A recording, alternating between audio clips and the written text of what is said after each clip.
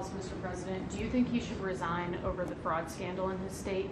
And who should? Tim Walz, over the fraud scandal in his state. Look, I think the man's a grossly incompetent man. I thought that from the day I watched J.D. destroy him in the debate. I was saying, who was more incompetent, that man or my man? I had a man and he had a man. They were both incompetent, and I had a man and a woman. I thought she was very incompetent too, but now she's leading the field, and I think she's leading the field in this, for the nomination. Anyway, look, that's up to them. That's up to the Democrats. You know, the problem with them is they have really bad policy. And I'm not going to say what it is because I don't want them to change it necessarily. Because I want to run against it, whether it's not going to be me, it's going to be somebody that's going to probably sitting at this table. Could be a couple of people sitting at this table. Could be a couple of people running together sitting at this table, you know? But I want them to win because we've done a great job for this country, and I want that to be carried forward.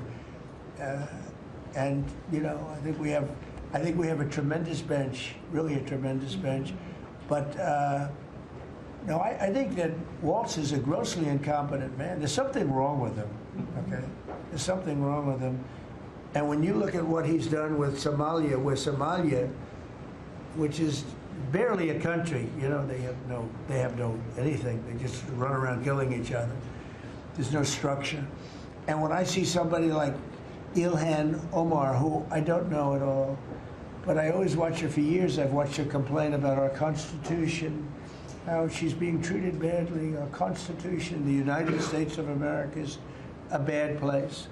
Hates everybody, hates Jewish people, hates everybody. And I think she's an incompetent person. She's a real terrible person.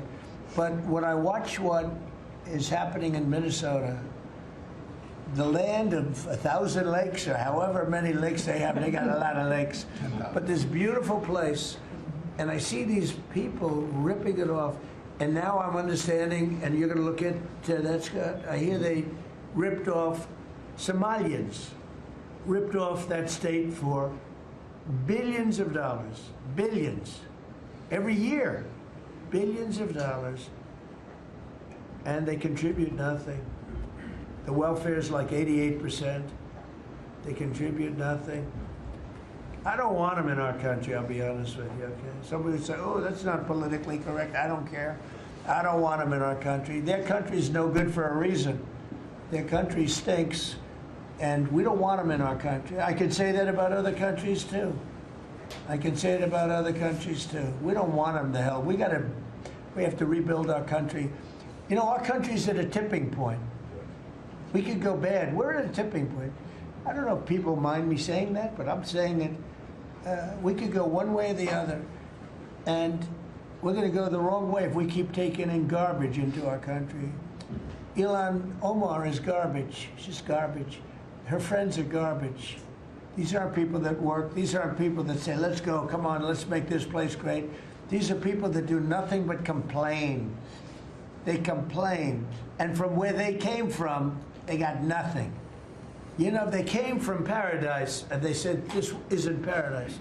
But when they come from hell, and they complain, and do nothing but bitch, we don't want them in our country. Let them go back to where they came from and fix it. Thank you very much, everybody.